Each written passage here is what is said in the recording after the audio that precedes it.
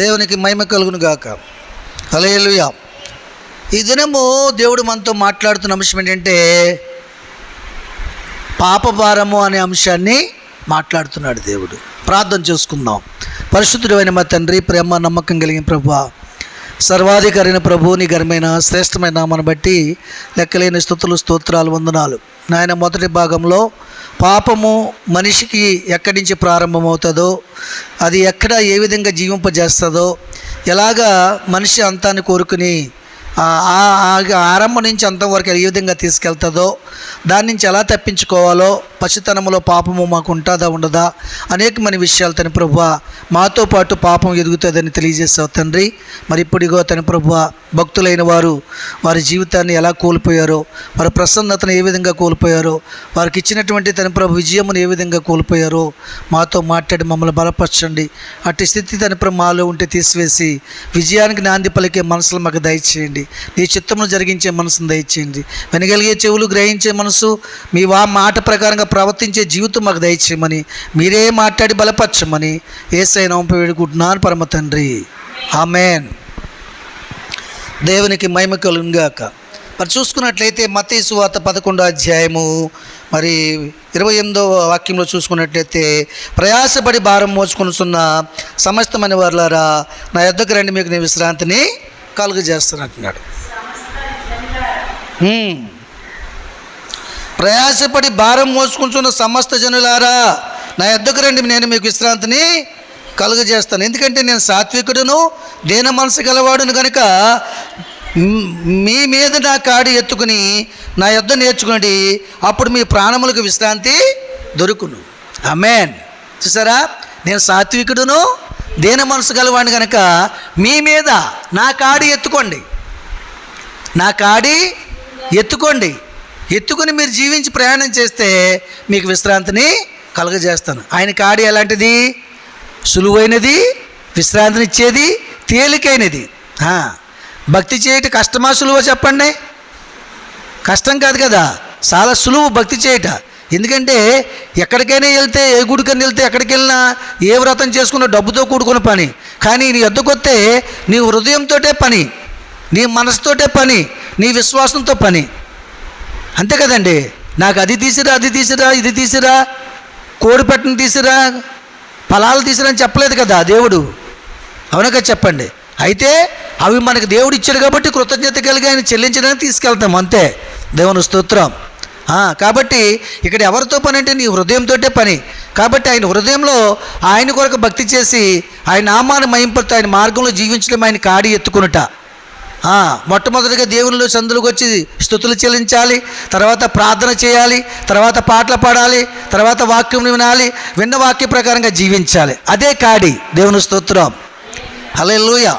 కాబట్టి దేవుని సన్నిధానం దేవుడు మనకు జ్ఞాపకం చేస్తున్నాడు. కాబట్టి ఒక విషయాన్ని మనం చూసుకుందాం. ఎందుకంటే ఒక భక్తుడు ఒక కుటుంబంలో ఒక లోటు కలిగి ఉన్నారు. వాళ్ళు నిజానికి భక్తి లేని వారు కాదు, భార్య భర్తలిద్దరూ భక్తి కలిగిన వారే, ప్రవక్తలు, యాజకత్వం చేసినటువంటి వారు. ఏమండి, భక్తి కలిగిన కుటుంబమే. దేవుడు అంటే ఏంటే అన్నీ తెలుసు, అన్నీ తెలుసు. అయినా సరే ఆ కుటుంబంలో లోటు కలిగి ఉన్నారు. ఆ లోటు ఏంటంటే సంతానం. లోటు ఏంటండి? సంతానం అనే లోటు కలిగి ఉన్నారు. అప్పుడు ఆ తల్లి ఏం చేసిందంటే దేవుని సందుకు వచ్చి తన భర్తను తీసుకొచ్చి, నీకు భక్తి చేస్తున్న మేము ఫలించకపోతే వేరొకరు ఫలించడానికి ఎలాగ మేము ఆశీర్వదించగలము? ఎలాగ మేము వారికి సాక్ష్యం చెప్పగలము? ప్రభువా, నువ్వు చేయవలసింది ఏంటంటే, ఇదిగో నాకు ఒక మగపిల్లాన్ని నువ్వు చాలు, ఆ మగపిల్లాన్ని నీకు సమర్పించేస్తాను. నేను గర్భవతిని అయ్యాను, ఒక బిడ్డకు తల్లిని అయ్యాను అన్న మాట ఈ లోకంలో వినబడితే చాలు, ఆ కుమారుడు నాకు అక్కర్లేదు, నువ్వు తీసుకుంది కానీ అని చెప్పినప్పుడు, ప్రార్థన చేసినప్పుడు ఆ మాట దేవుడు విన్నాడు. విన్న తర్వాత దేవుడు ఏం చేశాడంటే, ఒకరోజు ప్రార్థన చేస్తున్నప్పుడు ఆమెను దర్శించాడు. దర్శించి, అబ్బా, నీ మొర నేను విన్నాను, అయితే నువ్వు నేను చెప్పింది చేస్తేనే నువ్వు అనుకున్నట్టు గర్భాలన్నీ ఇస్తాను, చెప్పు ప్రభువా అని మనసారా అడిగింది. అడిగినప్పుడు, నువ్వు మద్యపానం కొట్టకూడదు, నీ నోటంత బూతులు మాట్లాడకూడదు. నీకు ఇచ్చిన పిల్లాడిని నేను ప్రతిష్ఠించుకుంటున్నాను, నువ్వు అడిగిన రీతిగానే నువ్వు ఈ లోకంలో గొడ్రాలు కాదని నిందను తీసేసి ఆ కుమారుని నేను ప్రతిష్ఠించుకుంటున్నాను.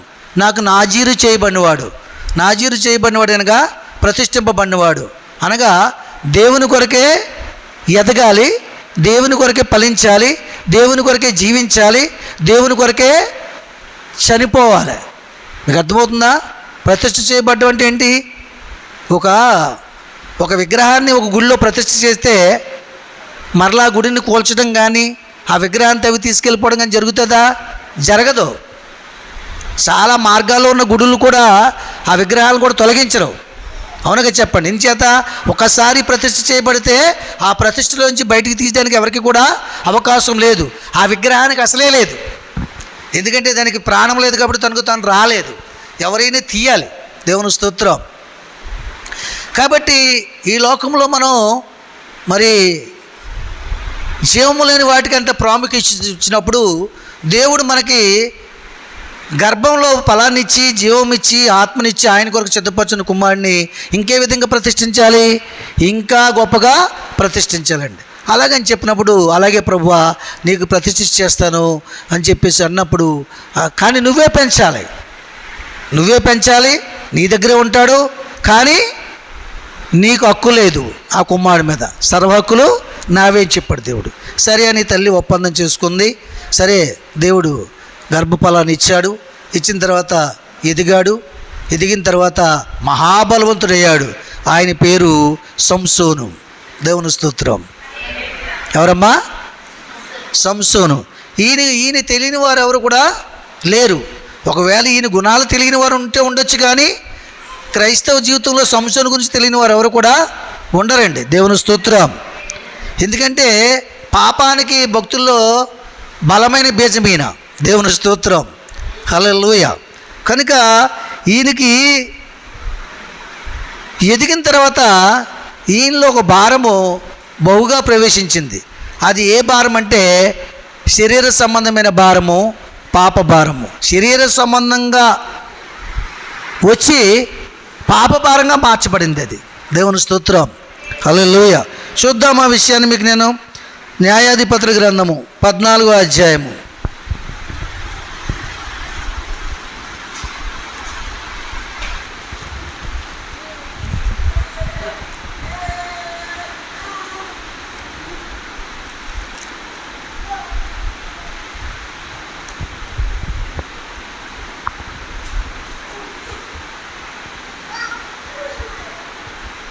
ఇస్తారా? న్యాయాధిపతుల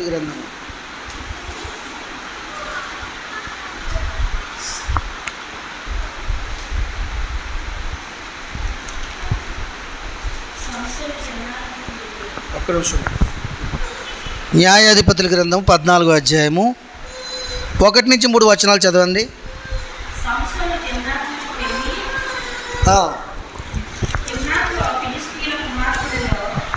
సంసోను తిమ్నాతునికి వెళ్ళి తిమ్నాతులో ఫిలిష్తీయుల కుమార్తె ఒకతను చూసెను.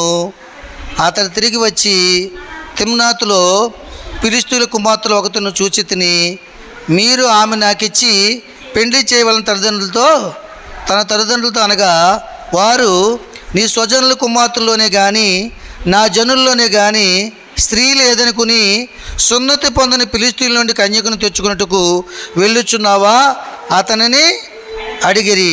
అందుకు సంసోను ఆమె నాకు ఇష్టమైంది కనుక ఆమెను నా కొరకు తెప్పించమని తన తండ్రితో చెప్పాను. దేవునికి మహిమ కలుగును గాక. హల్లెలూయా. చూసారా, ఇతను ఎదిగాడు, ఏమండి, పెద్దవాడయ్యాడు, యవ్వనంలోకి వచ్చాడు.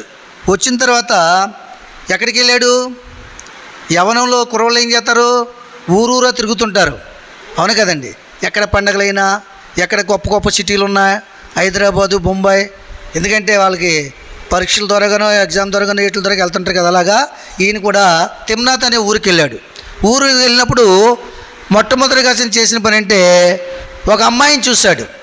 ఇందాక మనం చెప్పుకున్నాం కదా, మొట్టమొదటిగా దేని ద్వారాగా ఈ లోకంలో మనుషుల్లోనికి పాపం ప్రవేశిస్తుందంటే కన్ను దొరగా ప్రవేశిస్తుందని చెప్పాం మనం కదా, చెప్పుకున్నాం. అలాగే ఒక అమ్మాయిని చూసాడట. చూసిన తర్వాత ఏమయ్యాడు? మనసులో ఇష్టపడ్డాడు. ఇష్టపడిన తర్వాత హృదయంలో కోరిక పుట్టింది, చేసుకుంటే ఈ అమ్మాయినే చేసుకోవాలి, అనుభవిస్తే ఈ అమ్మాయితో జీవితాన్ని అనుభవించాలని కోరిక హృదయంలో పుట్టింది. పుట్టినప్పుడు శరీరం దాన్ని తొందర పెట్టింది. తర్వాత అర్జెంటుగా ఏ పని మీద వచ్చాడో ఆ పని మర్చిపోయి వెంటనే ఇంటికి వెళ్ళిపోయాడు. ఎక్కడికి వెళ్ళాడు? ఇంటికి వెళ్ళాడు. ఇంటికి వెళ్ళిన తర్వాత తల్లిదండ్రులతో అంటున్నాడు, తిమ్నాతులో నేను ఒక అమ్మాయిని చూశాను, ఆ అమ్మాయిని పెళ్లి చేసుకుంటాను, ఆ అమ్మాయి నాకు ఇష్టమైంది కాబట్టి ఆ అమ్మాయితోటే నేను జీవిస్తానని చెప్తున్నప్పుడు తల్లిదండ్రులు ఆ వార్త విని అన్నారు, నా జనుల్లో కానీ నీ జనుల్లో కానీ మన జనుల్లో కుమార్తెలు ఎవరు లేరని సున్నతి పొందని దేవునికి విరోధమైన జనుల ఊరు వెళ్ళి ఆ ఊర్లో ఒక అమ్మాయిని చూసి ఆ అమ్మాయిని చేసుకుంటానని మాతో చెప్తున్నావా అని అడిగారు వాళ్ళు. చూసారా, ఇక్కడ పొరపాటు ఎక్కడ జరుగుతుంది? దేవుని చిత్త ప్రకారంగా జన్మించాడు, దేవుని చిత్త ప్రకారంగా ఎదిగాడు, శరీరంలో బలం పొందుకున్నాడు. పొందుకున్న తర్వాత ఏమయ్యాడు? ఏ ఊరెళ్ళి దేవుడు ఆ ఊరు ప్రజల్ని తిరస్కరించడానికి, వాళ్ళని నాశనం చేయడానికి న్యాయాధిపతిగా ఇతన్ని తీసుకొచ్చాడు ఆ తల్లి గర్భంలోంచి. ఇతను న్యాయం చేయాలని, ఎవరికి? ఇశ్రాయేలు ప్రజలకి న్యాయం చేయాలి. కారణం ఏంటంటే ఫిలిష్తీయులు బలమైన ప్రజలు, ఇశ్రాయేలు ప్రజల కంటే బలమైన వాళ్ళు ఉన్నది లేనిదన్నీ తినేసి బలంగా బలిచిపోయి శరీర బలం చూపించి ఇశ్రాయేలు ప్రజల్ని పాపం వీళ్ళ శాకాహారం తినడం, దేవుని భయభక్తులు కలిగి ఉండడం, ధైర్యం లేకుండా దేవుని మీద ఆధారపడే జీవితాలు కాబట్టి ఈ ఇశ్రాయేలు ప్రజల దగ్గరికి వచ్చి ఎప్పటికప్పుడు కొట్టి వాళ్ళని బాధకు గురి చేసేవారు. ఆ బాధ నుంచి తప్పించడానికి ఇశ్రాయేలు మొరపెట్టినప్పుడు, ఇశ్రాయేలు కన్నీరు కాచినప్పుడు, దేవుని ప్రజల్ని వేదన గురి చేసినప్పుడు ఆ వేదన చూడలేక అప్పుడు ఆ తల్లి గర్భాన్ని తెరిచి ఒక న్యాయాధిపతిని రప్పించాలనే ఉద్దేశంతో దేవుడు సంసోన్ని ఆ గర్భంలోంచి కలగజేసి యవ్వన ప్రయాణం రప్పించి తిమ్నాతు ఊర్లోకి వెళ్ళి అసలు అక్కడ పరిస్థితులు ఎలాగ ఉన్నాయి, ఎంతమంది బలవంతులు ఉన్నారు, అక్కడ ఎంతమంది శూరులు ఉన్నారు, ఏంటో చూసిరమ్మని ప్రేరేపణిస్తే దాని గురించి వెళ్ళి ఒక అమ్మాయిని చూశాడు మొట్టమొదటిగా. దేవుని స్తోత్రం. చూసి దేవుడు అప్పగించిన పనిని మర్చిపోయి త్రోవ తప్పి ముగ్ధుడైపోయి వెనక్కి వచ్చి తల్లిదండ్రులకి ఈ విషయాన్ని చేరవేశాడు. చూసారా, చేరవేసి మరి తల్లిదండ్రులు ఇలా చెప్పినప్పుడు సున్నత లేని ఫిలిష్తీయులు ఈ ఊర్లోకి వెళ్ళి ఆ అమ్మాయి నాకు నచ్చిందని చేసుకుంటానంటావా, ఇంతకంటే విరోధమైంది మరొకటి ఏదైనా ఉంటుందా మాకు కానీ దేవునికి కానీ అని చెప్తే, అయినా సరే ఏమంటాడు అక్కడ ఏమంటాడంటే అందుకు సంసోను ఆమె నాకు ఇష్టమైంది కనుక ఆమె నా కొరకు తెప్పించమని తండ్రితో చెప్పాను. చూసారా, ఆమె నాకు ఇష్టమైంది కనుక ఆమెను తెప్పించమని తండ్రితో చెప్పాడంటాడు. చూసారా, ఆమె ఇష్టమైందంటే ఈయనకి అసలు దేవుడు ఈయన్ని ఇష్టపడ్డాడు, దేవుని కొరకే జీవించాలి, దేవుని కొరకే జీవింప చేయాలి, దేవుని చిత్తాన్ని జరిగించాలన్న సంగతిని మర్చిపోయి ఏ త్రోవలో వెళ్తున్నాడు? అడ్డు త్రోవలో వెళ్తున్నాడు. పరిశుద్ధమైన మార్గంలో వెళ్ళకుండా పాపం మార్గంలో వెళ్తున్నాడండి. శరీరం ఎప్పుడు కూడా పాపాన్ని ఎన్నుకుంటుంది, సౌందర్యాన్ని ఎన్నుకుంటుంది, రుచికరమైన భోజనాల్ని ఆశిస్తుంది, సుఖప్రదమైన చల్లని వాతావరణాన్ని ఆశిస్తుంది. కష్టాన్ని ఎంత మాత్రం కూడా శరీరము అనుభవించడానికి ఇష్టపడదు. దేవుని స్తోత్రం. కాబట్టి ఆమె నాకు ఇష్టమైంది కాబట్టి ఆమెను రప్పించండి.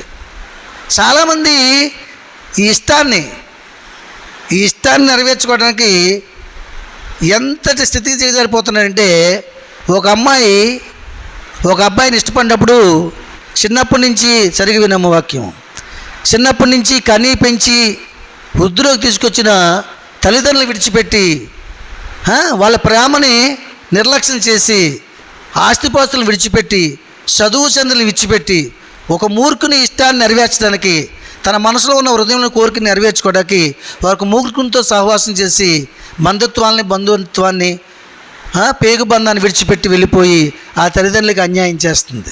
దేవునికి మహిమ కలుగును గాక. ఆఖరికి వాడితో వెంబడించి వాడికి ఉద్యోగం సద్యోగం లేక వాడికి ఉన్న దాంతో కొన్నాళ్ళు ఎంజాయ్ చేసి తర్వాత వాడి పెంచలేక విడిచిపెట్టయితే ఆ షాపులో ఈ షాపులో చేసుకుని తల్లిదండ్రుల దగ్గరికి వెళ్ళలేక, బంధువుల దగ్గరికి వెళ్ళలేక, చేసిన పాపాన్ని ఒప్పుకొని విడిచిపెట్టలేక, దేవుని దగ్గర రాలేక, మరలా అనేకమైన వారితో సాంగత్యం కలుపుకొని తన జీవితాన్ని పతనం చేసుకుంటుంది. యవ్వన కాలం ముగియక ముందే తన జీవితం పతనమైపోతుంది. దేవునికి మహిమ కలుగును గాక. అలాగే ఒక యవ్వన కుమారుడు ఒక అమ్మాయిని ఇష్టపడినప్పుడు వాడు ఏం చేస్తున్నాడంటే, ఆ అమ్మాయి ఉన్నతమైన కోరికలు కలిగి ఉన్న అమ్మాయి అయితే మరి ఆ అమ్మాయి ఇష్టాన్ని నెరవేర్చడానికి వాడు ఏం చేస్తున్నాడంటే ఆన్లైన్లో అప్పులు చేస్తున్నాడు. ఏం చేస్తున్నాడు? ఆన్లైన్లో అప్పులు చేస్తున్నాడు. చేసి మొట్టమొదటిగా సెల కావాలంటే 20,000 ఇచ్చి సెలకొనిస్తున్నాడు.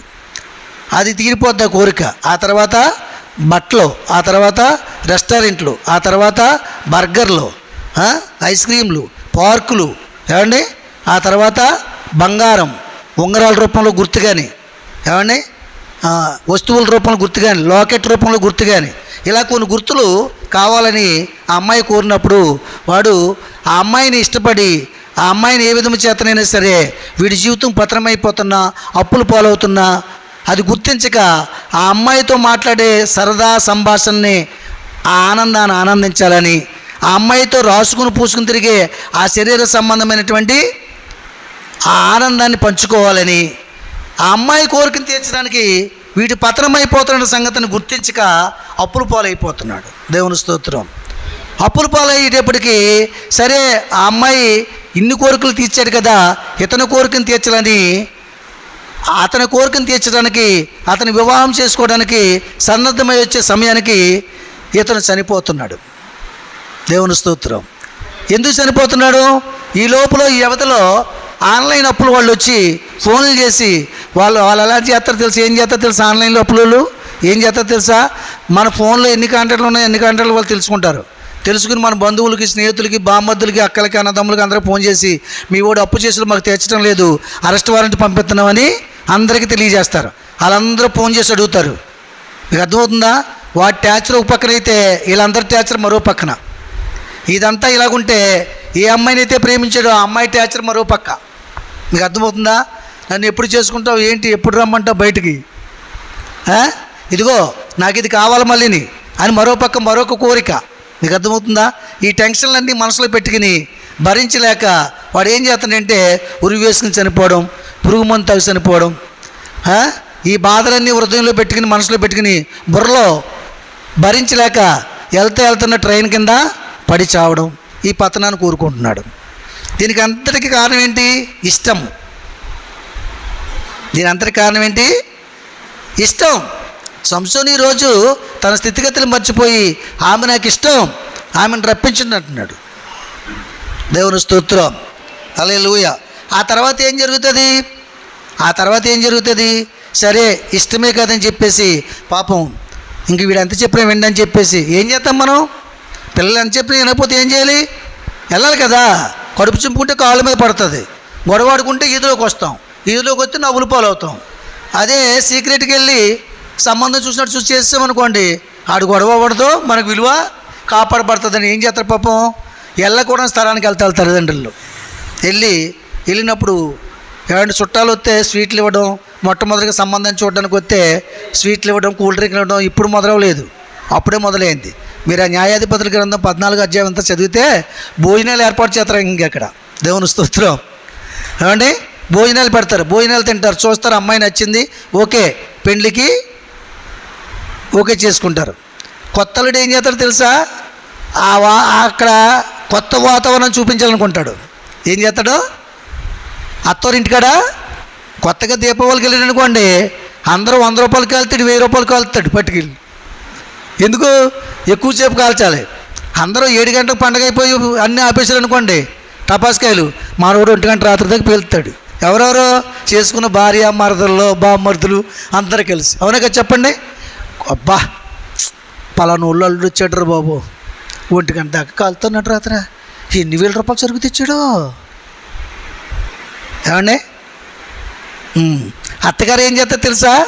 అత్తగారు పెళ్ళి అయిందనుకోండి, కొత్తగా పెళ్లి చేసిందనుకోండి, ఒక్కతే కూతురు అనుకోండి, ఆ చేసుకున్న వాళ్ళు కొంచెం గొప్పోడు అనుకోండి, అత్తగారు ఏం చేస్తారు తెలుసా?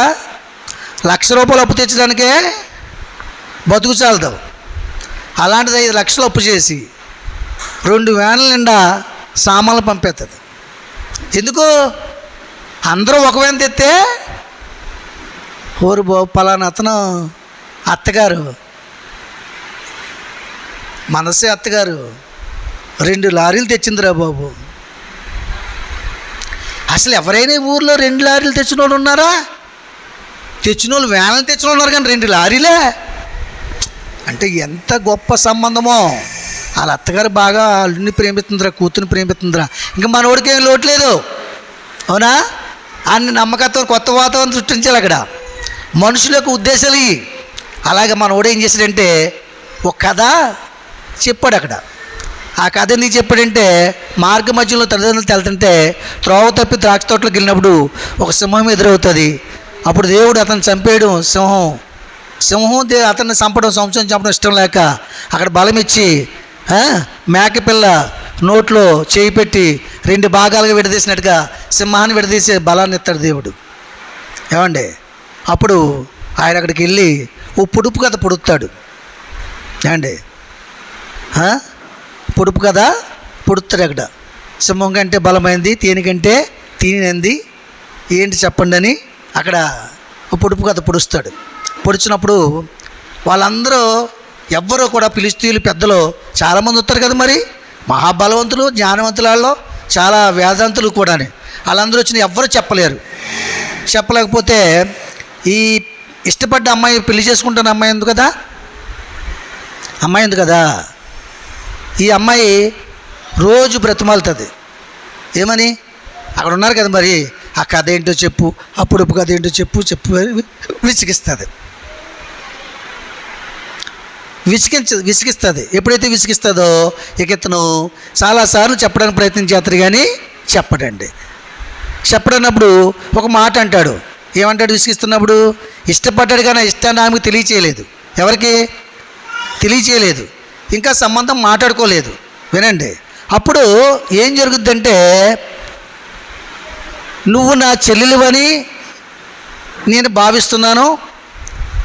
ఎందుకంటే నేను మాట, నువ్వు నేను ఇష్టపడినట్లయితే, భారీగా అంగీకరించినట్లయితే ఈ మాట చెప్తావు కదా, ఇది విప్పుతావు కదా అంటది.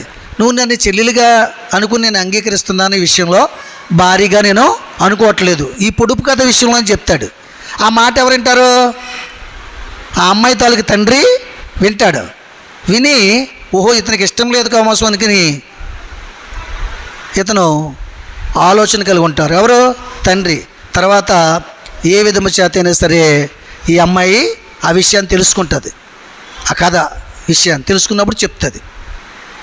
చెప్పినప్పుడు ఫిలిష్తీయులు అందరూ కలిసి ఇతన్ని ముట్టడించి హతమార్చాలనుకుంటే అప్పుడు కూడా వాళ్ళందరిని ఎదిరించి చాలామందిని చంపేస్తారు అక్కడ. ఆ తర్వాత అక్కడి నుంచి వెళ్ళిపోవడం జరుగుతుంది.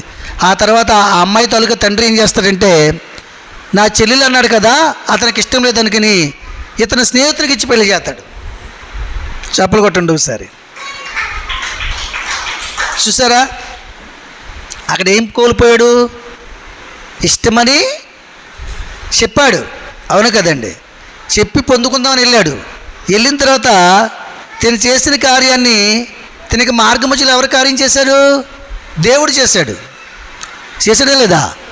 దేవుడు చేసిన కార్యాన్ని మనసులో పెట్టుకుని స్తుతులు చెల్లించుకుండగా తిన చేసిన కార్యమని గొప్పకి పోయి ఆ గొప్పతనం నాకు ప్రకటించాడు. అవునా? అదే ఏమైంది ఇతనికి? అదేమైంది? ఇతని ఇష్టానికి ఉరేసి ఉరుతాడైపోయింది. అవునా కదా? ఇతని ఇష్టానికి ఉరేసే ఉరుతాడైపోయింది. అవును కదా? ఇతని ఇష్టాన్ని చంపేసింది. ఆ విషయం తెలియక గొప్పలు పోయి అక్కడ మాట్లాడాడండి. చాలామంది కూడా ఏం చేస్తారంటే, మనకు దేవుడు ఎంత స్తోమత ఇచ్చాడు, ఎంత పెట్టమన్నాడు, ఏ ఇల్లు కట్టుకోమన్నాడు, ఎలాగుండమన్నాడు, ఏ చీర కొనుక్కోమన్నాడు, ఎలాంటి చీర కొనుక్కుంటే మనకి మన స్తోమతకి సరిపోయినట్టుగా ఉంటాం, ఇతరుల చేత ఆపోషించుకోనుకుంటాం. అవునా? వేళాకోళం చేయకుంటాం. ఎలాంటి డ్రెస్ వేసుకోవాలి, అలాంటి డ్రెస్ వేసుకోవాలి, దేవుని తగినట్టుగా ఉండాలని ఒక ఆలోచన లేకుండా వాళ్ళ పక్కనున్న వారిని చూసి, పక్కన సారి పెట్టేవారిని చూసి వాళ్ళు గొప్పలు పోయి అప్పులు చేసి పెడితే ఆ అప్పులు తీర్చలేక ఆఖరికి అప్పులోళ్ళు అల్లుడింటికి వెళ్తారు. ఎందుకు? ఎందుకు చెప్పండి? ఈ సమస్య నా జీవితంలో ఎదురైంది, దైనందిన జీవితంలో. మీకు అర్థమవుతుందా? మీరు ఈయన కట్టకపోతే మీ అమ్మాయి గారి ఇంటికి వెళ్ళి సామాన్లు తెచ్చేసుకుంటామన్న రోజులు కూడా నేను అనుభవించాను. చెప్పలు కూడా దేవుని భయపరచండి. దేవుని సందులో నేను అబద్ధం చెప్పను ఎప్పుడు కూడా. కానీ ఈరోజు నాకు దానికి 100 రెట్లు స్తోమతను కలిగించి దేవుడు దీవించి ఆశీర్వదించి నడిపిస్తున్నాడు. దేవుని స్తోత్రం. అది మీ అందరికీ తెలిసిన విషయమే. కానీ మనం ఎప్పుడు కూడా దేవుని ఆలోచన ఎరక్కుండా, ఆలోచన చేయకుండా, దేవుని దగ్గర అడగకుండా గొప్పలకి మెప్పులకి పోకూడదని ఈ యొక్క సంవత్సరం ద్వారా మనం తెలుసుకుంటున్నాం.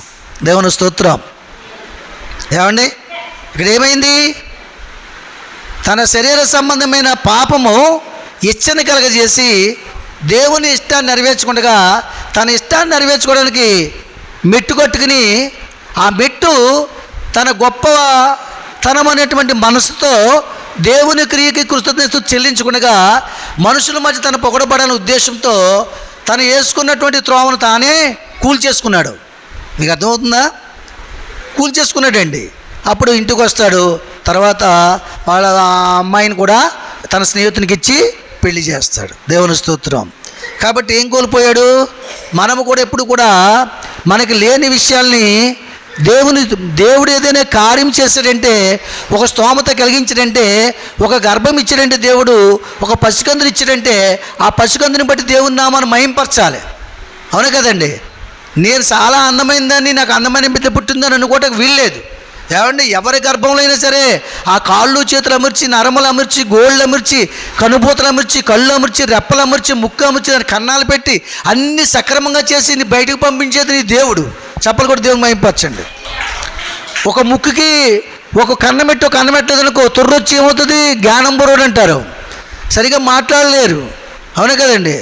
మేము మొన్న యూట్యూబ్లో ఒక చిన్న విషయాల్ని, పసికందులు ఎలాగుంటారన్న విషయాన్ని పాస్టర్ గారికి యూట్యూబ్ పెట్టించాను. నేను ఒక స్క్రోల్ పెట్టించాను. అన్ని పసిపిల్లల కోసం చూపించారు. ఆ పసిపిల్లల కోసం చూసినప్పుడు మేము అక్కడ ఏముందంటే, దేవుని సన్నిధానంలో ఆ పసిపిల్లల కోసం చూసినప్పుడు దేవుని సన్నిధిలో మేము ఒక అబ్బాయికి చూసినప్పుడు పసికందుకి ఈ 2 కళ్ళు కాకుండా 5 కళ్ళు ఉన్నాయి. ఇక్కడ ఈ 2 కళ్ళు పైన ఈ నుదుటి మీద 5 కళ్ళు ఉన్నాయి. 7 కళ్ళు మొత్తం. ఎంత గొప్ప విచిత్రం. మరి అలాంటి పిల్ల పుట్టిందనుకోండి, ఆ పిల్లని ఆ తల్లి సంతోషంగా పెంచుకోగలదా? చెప్పండి. పెంచలేదు కదా. ఇది ఎవరు చేసిన పని? ఇది ఎవరు చేసిన క్రియ? ఆ తల్లి ఏమని 7 కళ్ళుతో పుట్టాలని కోరుకుందా? లేదే, దేవుడు. కాబట్టి గర్భం ధరించుకున్న స్త్రీలు ఏం చేయాలి తెలుసా? అనుక్షణము ప్రార్థన చేసుకుంటుండాలి. అనుక్షణము దేవుని మీద ఆధారపడాలి. ఎప్పుడు కూడా నువ్వు చెడుకి నీ మనసును అప్పగించకూడదు.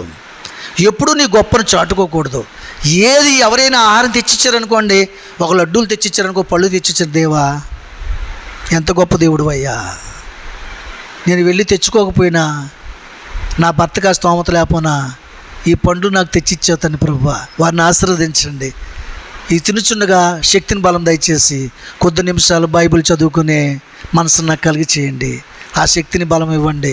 కొద్ది నిమిషాలు ప్రార్థన చేసుకునే బలాన్ని ఇవ్వండి అని ఆ తల్లి ప్రార్థన చేసుకోవాలి. నేను తినుచుండగా నా పసికందు కొడి ఆహారాన్ని పంపించి వాడికి సర్వ అవయవాలు కలగజేయ దేవా అని ప్రార్థన చేసుకోవాలి. దేవుని స్తోత్రం. హల్లెలూయా.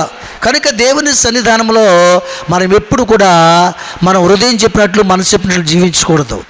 ఆత్మ చెప్పినట్లే జీవించాలి. అలా జీవించలేదు కాబట్టి మొట్టమొదటి భార్యను కోల్పోయాడు, దాంపత్య జీవితం లేకుండా అయిపోయాడు, మరలా ఏకాగ్రయ్యాడు. తదుపరి 3వ భాగంలో ఎవరి వశమయ్యాడో, ఆ స్త్రీ సాంగత్యం ఎక్కడ తీసుకెళ్ళిందో, ఎలాగ దైవత్వాన్ని కోల్పోయినట్టు చేసిందో, ఎలాగ తన పతనాన్ని చూసిందో 3వ భాగంలో మీకు వివరిస్తాను. దేవుడి మాటలు దీవించును గాక. ఆమెన్.